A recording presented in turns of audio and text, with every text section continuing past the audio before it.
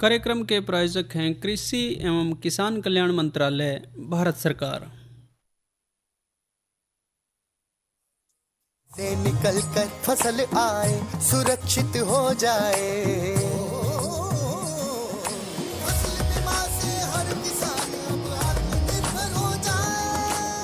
संकट के समय प्रधानमंत्री फसल बीमा योजना किसानों के लिए वरदान है। अब सूखा पड़े या बाढ़ आ जाए कोई डर नहीं, अब ओले पड़े या कीट पतंगे फसल खा जाए कोई फिक्र नहीं, क्योंकि हमने लिया है प्रधानमंत्री फसल बीमा। बुआई से फसल कटाई तक हर जोखिम का दावा, न्यूनतम प्रीमियम पर अधिकतम भुगतान का वादा। योजना से हर साल जुड़ रहे हैं 5 करोड़ से ज्यादा किसान। अब आपकी है बारी। नजदीकी कृषि कार्यालय, सहकारी समिति, बैंक शाखा, अधिकृत बीमा कंपनी या जन सेवा केंद्र में स्वेच्छा से करा सकते हैं पंजीकरण। फसल बीमा पोर्टल या फसल बीमा ऐप द्वारा भी कराया जा सकता है पंजीकरण। प्रधानमंत्री फसल बीमा योजना, आपकी फसलों का संपूर्ण सुरक्षा कवच। कृषि एवं किसान कल्याण मंत्रालय, भारत सरकार। कार्यक्रम किसान वाणी सुनने वाले सब बहन भाइयों ने प्रीतम भाई की राम राम। किसान भाइयों, आज का जो किसान वाणी कार्यक्रम है उसमें हम जो चर्चा आप खतर लेकर आ रहे हैं भाई, पहली चर्चा है चना फसल की देखभाल। साथ ही भाई एक खास योजना मत्स्य संपदा योजना, इसके बारे में भी भाइयों के साथ बातचीत करेंगे और साथ ही मनोरंजन भी होगा। लेकिन पहले बात चने की। दलहनी फसलों में भाई चना जो है हमारा बिल्कुल खास फसल है। इसका अनाज वाली फसलों के हिसाब से अगर रकबे की बात करें तो क्षेत्रफल में 5वें हिस्से में चना बोया जा है। हरियाणा में पश्चिमी क्षेत्र में ज़्यादा बोया जा है, लेकिन लगभग थोड़ा थोड़ा चना सारे क्षेत्र में ही बोया जा है। प्रोटीन का भाई मुख्य स्रोत है जो भाई शाकाहारी हैं उन खातर तो खास तौर पे, और दलहनी फसलों का क्षेत्रफल कम है, इसलिए भाई इसकी फसल का नहीं ध्यान देना बड़ा ज़रूरी है। इसमें जो कीट लगे हैं, अगर उनसे भाई खेती हमारी बच जाए तो पैदावार फिर हमारे ठीक ठाक इसमें निकल सके है। कीट की प्रजातियां हैं, घने डाल की हैं जो आक्रमण करे हैं। एकला फली छेदक ही जो कीट है वो फसल की उपज का 50% तक खाजे है। इसलिए फसल अवस्था के अनुसार इस फसल पर लगने वाले कीटों की जानकारी होना बड़ा ज़रूरी है, और कीट प्रबंधन की जो विधियां हैं वो भी किसान भाइयों को जानकारी रखनी चाहिए। अब कीट जो हैं किस अवस्था में कौन सा कीट लगेगा। जड़ वाली जो है फसल की अवस्था है तो भाई दीमक लगेगी। तना और शाखाओं पे कटवर्म या कटवा सुंडी, पत्ती फूल और फली पे चेपा, पत्ती फूल कली या फिर फली की जब स्थिति है हमारी फसल की अवस्था है तो भाई फली छेदक सुंडी ये उस पर लगे हैं। कृषि वैज्ञानिकों ने चने की फसल पे लगने वाले कीटों का जो है अलग अलग स्तर पर निर्धारण कर रखा है। इसमें कीटों का नियंत्रण भी भाई शामिल है। अब आर्थिक नुकसान कितना हो सके है भाई, ये तो उसकी अवस्था पर निर्भर हो गया, लेकिन जो मुख्य बात है कि भाई कैसे उनका नियंत्रण हो। जो कर दीमक की बात है, इस कीट का आक्रमण हल्की रेतली और हल्की नमी वाली जो अवस्था है उसमें ज़्यादा हुआ है। ये कीट मुख्यतः बिजाई और अंकुरण के समय और फसल पकने के समय, यानी कि अक्टूबर नवंबर में अगर भाई बिजाई कर रहे हैं तो उस वक्त ज़्यादा, और फिर मार्च अप्रैल में भी पकड़ के टाइम पे भी इसका आक्रमण ज़्यादा रहे है। ये कीट पौधों की जड़ों ने नुकसान पहुँचावे है, इससे पौधे सूख जाए हैं। जाडे में दीमक जो है वो कम क्रियाशील हो जाए है लेकिन ख़त्म नहीं होता। अब इसके नियंत्रण की बात करें तो भाई खेत में सफाई का ध्यान रखें। इस खातर पिछली फसल के जो भी अवशेष हमारे खेत में हैं उन्हें खेत से निकाल दें। फसल में कच्ची गोबर की खाद का प्रयोग ना करें। एक कीटनाशक के घोल से बीज उपचार जरूर करें। कौन से में से एक लेना है भाई, या तो मोनोक्रोटोफॉस हो 36 SL ताकत की 850 मिलीलीटर मात्रा, या फिर भाई क्लोरोपाइरीफास 20 cc ताकत की मात्रा 1500 मिलीलीटर। इसको पानी में मिला के 2 लीटर का घोल बना लें, फिर 1 क्विंटल बीज पे छिड़क लें और अच्छी तरह से मिला लें। बीज को बोने से पहले उसको जो है रात में जैसे आपने भिगो लिया तो उसने पड़ा रहने दे ताकि वो सूख जाए। दीमक खातर ये तरीका है भाई बीज उपचार का। साथ ही कटवा सुंडी या जिसने कटवर्म कहते हैं उसकी बात करें तो, क्योंकि कटवा सुंडी एक बहुभक्षी कीट है, चने की फसल को नुकसान पहुंचावेगा और जिसकी सुंडी जैसे ही हमारे पौधे उगने की अवस्था में होंगे तने से पहले, इस बीच में ये नुकसान पहुंचाता है। बढ़ते हुए पौधों की जो शाखाएं हैं भाई उन्हें काट के नुकसान पहुंचावे हैं।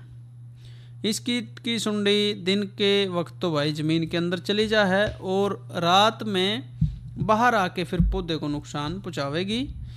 इसके नियंत्रण खातिर भाई जैसी अवस्था है उस हिसाब से कीटनाशक भाइयों ने लेना है, जिसमें फेनवलरेट 20 cc ताकत की मात्रा 80 मिलीलीटर, साइपरमेथ्रिन 25 cc ताकत मात्रा 50 मिलीलीटर और डेकामेथ्रिन 2.8 EC ताकत 150 मिलीलीटर उसकी मात्रा, या फिर भाई 10 किलोग्राम फेनवलरेट 0.4 जो डस्ट आती है उसका बुरकाव भी भाई कर सके हैं।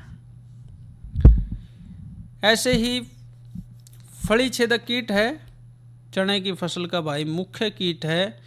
इस कीट की जो सुंडी है हरे पीले रंग की धारियाँ उसमें पाई जाएंगी। शुरुआत में पत्तियों पर और भाई कलियों पे आक्रमण करेंगी।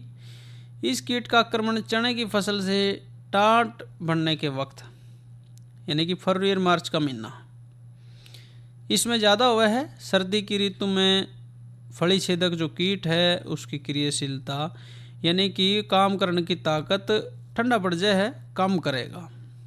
जैसे ही बसंत ऋतु आओगी बढ़ जाएगा भाई, तापमान बढ़ते ही फली छेदक की सुंडी इस वक्त टाट में बन रहे चने के बीजों को खा के नष्ट कर दे है।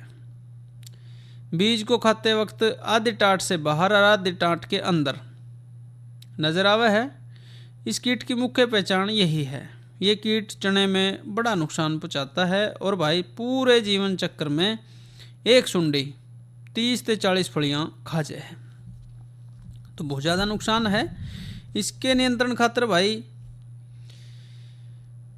एक तो भाई कीटनाशकों का प्रयोग बार बार ना करें, खासकर एक ही प्रकार के कीटनाशक का, क्योंकि जो उसके प्रति प्रतिरोधकता है वो विकसित हो जाए है फिर उतना असर उसका नहीं रहता।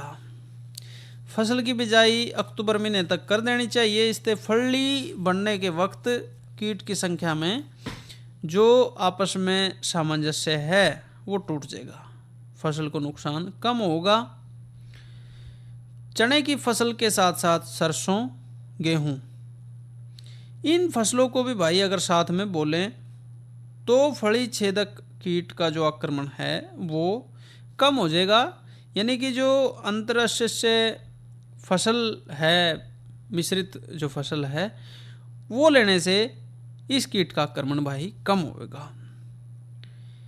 और भाई कीट की सुंडियाँ थोड़ी बहुत दिखें तो उसको मार भी सके हैं, नष्ट उसको कर सकते हैं। खेत में खड़ी फसल में पक्षियों के बैठने खातिर लकड़ी के टकड़े गाड़ देने चाहिए। जरूरत पड़े तो भाई कीटनाशक भी डालना पड़ेगा। कीटनाशक 100 लीटर पानी में मिला के डाल सके हैं 1 एकड़ में। और जो कीटनाशक भाई ले सकते हैं उनमें क्विलन-फोस है 25 cc ताकत की 400 मिलीलीटर मात्रा, कार्बेरिल है 50 WP मात्रा 400 ग्राम, मोनोक्रोटोफॉस है 30 SL मात्रा 200 मिलीलीटर, फेनवलरेट है 20 cc मात्रा 80 मिलीलीटर, साइपरमेथ्रिन 25 cc मात्रा 50 मिलीलीटर और डेकामेथ्रिन 2.8 EC मात्रा 150 मिलीलीटर। उस वक्त पे भाई छिड़काव इनमें से किसी कीटनाशक का करना है जब 50% टाट पड़ गए हो। अब बात ये तो भाई कीट की करी। अनुमोदित किस्में अलग अलग हैं। DCP 92-3 है, हरियाणा चना 1 है, हरियाणा काबुली चना 1 है, पूसा 372, पूसा 362, करनाल चना 1, सम्राट वरदान। लेकिन क्योंकि बिजाई का समय अभी नहीं है उस तरीके से, हरियाणा काबुली चना 2, GNG 1581, ये भाई किस्में भाई फिर भी अगले वर्ष के लिए ले सके हैं। साथ ही भाई अगर बात करें धरती की तो चने खातर बलुई मिट्टी से लेके दोमट और मटियार भी ले सके हैं। चने की खेती के लिए दोमट या भारी दोमट ये ठीक रहेगी भाई जहां पानी ना भरता हो। काबुली चने खातर अच्छी भूमि की जरूरत हुआ है। अलग अलग हिस्से में देश में अलग अलग जो मिट्टी है वो पाई जाती है। पानी की भराव की समस्या लेकिन ना हो, जल निकासी का ठीक प्रबंध होना चाहिए। हल्की ढलान वाले खेतों में भी चने की फसल भाई ले सके हैं। ढीलेदार मिट्टी में देसी चना की भरपूर फसल ली जा सके है। मिट्टी का जो pH मान है वो 6 से 7.5 ठीक रहता है। और भाई खेत की तैयारी चने की खेती खातर जो है पहली जुताई मिट्टी पलटने वाले हल से या डिस्क एरो से करनी चाहिए। उसके पश्चात जो है भाई एक क्रॉस जुताई एरो से करके पाटा लगा के धरती समतल कर सके हैं। फसल को जैसे हमने बताया कि दीमक और कटवर्म के प्रकोप से भाई बचाना है, उस खातर जो दवाइयाँ बताई है वो भाई इस्तेमाल कर सके हैं। बीज उपचार जरूर करना है। और भाई एक बात और भी है कि फसल चक्कर की भी कोशिश करनी है, उसको वक्त वक्त पे बदलते रहें। जो अनुमोदित किस्में हैं भाई वो लें। अलग अलग राज्यों के लिए अलग अलग सिफारिशें हैं।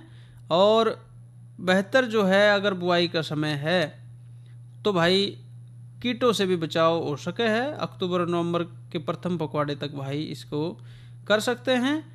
बीज की मात्रा जो है 80 से 90 किलोग्राम। दाने वाली जो प्रजातियां हैं जिसमें काबुली चना है और बरानी खेती खातर छोटे दाने वाली प्रजातियां 80 किलोग्राम। अगर सिंचित क्षेत्र है तो भाई 60 किलोग्राम बीज की मात्रा प्रति हेक्टेयर के लिए है। ये भाई ले सके हैं। बीज उपचार हमने कहा कि कई रोग जो है खाली बीज उपचार से ही वो ठीक हो सके हैं। और खाद इसमें जो है सामान्य स्थिति के लिए 20 किलोग्राम नाइट्रोजन, 40 किलोग्राम फास्फोरस और 20 किलोग्राम पोटास, साथ ही 20 किलोग्राम गंधक, ये भाई प्रति हेक्टेयर जो है ले सकते हैं। और असिंचित क्षेत्रों में जो है 2% यूरिया के घोल का छिड़काव भी फली बढ़ने की अवस्था में भाई कर सके हैं। अंतिम जुताई के वक्त मिट्टी में 3 से 5 टन गोबर की खाद या कंपोस्ट का इस्तेमाल अगर भाई करते हैं तो भाई बेहतर जो है इसमें से फसल ले पाएंगे। चने की खेती मुख्यतः असिंचित अवस्था में करी जा है। जहाँ पे सीमित जल है भाई वहाँ फूल आने से पहले यानी कि बुआई के 50 से 60 दिन बाद हल्की सिंचाई करें। सिंचित क्षेत्रों में दूसरी सिंचाई फली बनते वक्त। और भाई सिंचित क्षेत्रों में हो चाहे कहीं भी सिंचाई करते वक्त ये ध्यान भाई रखें कि किसी भी बाग में जल भराव की स्थिति ना बने, ना तो फिर भाई फसल को नुकसान हो सकता है। फूल आने की स्थिति में सिंचाई नहीं करनी चाहिए। कीट नियंत्रण और खरपतवार भाई हमने जैसे जिक्र कराया। रोग नियंत्रण जो है वो बीज को फफूंदीनाशक जिसमें 1 ग्राम बीटावैक्स और 4 ग्राम ट्राइकोडर्मा प्रति किलोग्राम की दर से बीज उपचार करके कर सके हैं। पाले से भी भाई बचाव करना है। दिसंबर से जनवरी के महीने में खास तौर पे पाले के प्रभाव से बचन खातर गंधक के तेजाब को 0.1% मात्रा यानी कि 1 लीटर गंधक के तेजाब को 1000 लीटर पानी में घोल बना के छिड़काव करना चाहिए। तो भाई जो सिफारिश है कि 20 से 25 क्विंटल प्रति हेक्टेयर यानी कि 8 क्विंटल प्रति एकड़ लगभग जो है भाई इसमें से पैदावार ले सके हैं अगर ठीक तकनीक से और उन्नत खेती करने की तरफ ध्यान दिया जाए। तो ये तो बातचीत रही हमारी चने की खेती के बारे में। और अब वक्त है एक लोकगीत का।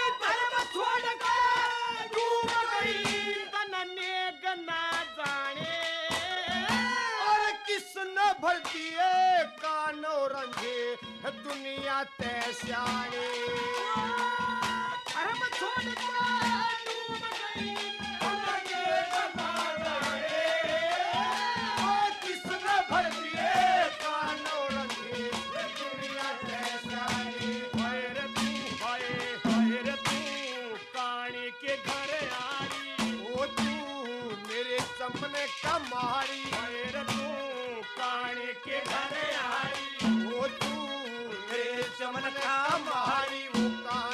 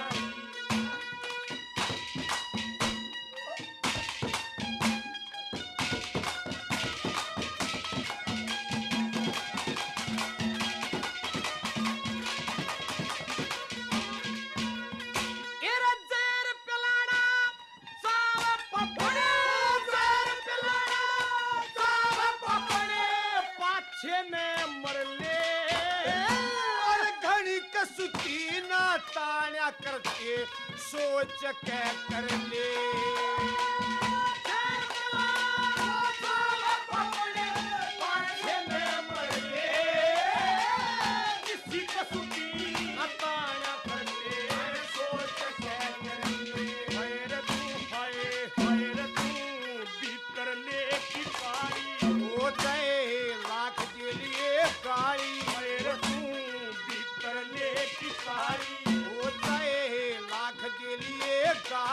फिर भी गात समाई से तेरा तोते की दूं आंख बदल की बगा बादल गाई ये रह परा मरने के रताई हो भले दूध पी लिए पानी खातर लाई से वो जान बोला क्या होगा मन मार आई से ये रह परा मरने के रताई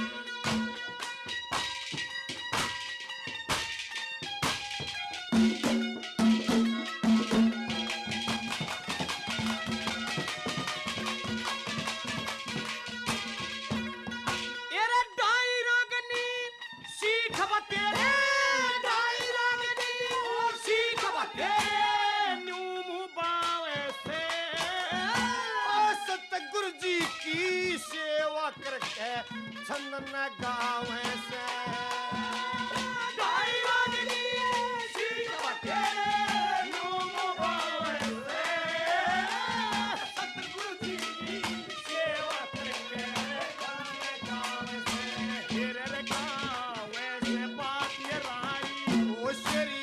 लक्ष्मी की प्रणाली से बात श्री लक्ष्मी की प्रणाली सब ठीक बताई से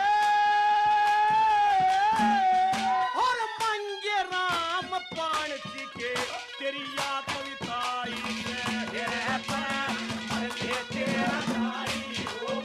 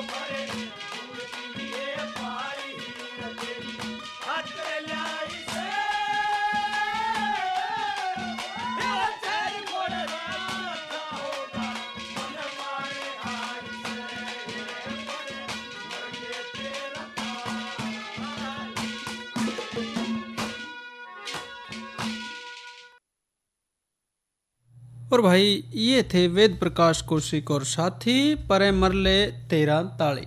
ये लोकगीत आपने सुना। अगली चर्चा करेंगे भाई, लेकिन पहले बात मौसम की। मौसम जो है भाई, जो बरसात हुई है वो सब भाई जाने हैं। आज थोड़ा साफ होया है मौसम, ये भी आप जाने हैं। अगले कई दिन जो है फिलहाल साफ रहने की संभावना है।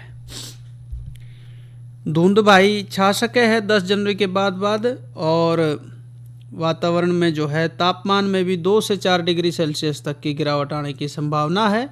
नमी के वजह से जो है गेहूं की फसल में पीला रतुआ बीमारी हो सकती है। ध्यान रखें भाई, बीमारी के लक्षण आने पे 0.1% प्रोपिकोनोजोल टिल्ट नामक जो दवाई है 200 मिलीलीटर को 200 लीटर पानी में ही मिला के प्रति एकड़ के हिसाब से भाई छिड़काव कर सके हैं।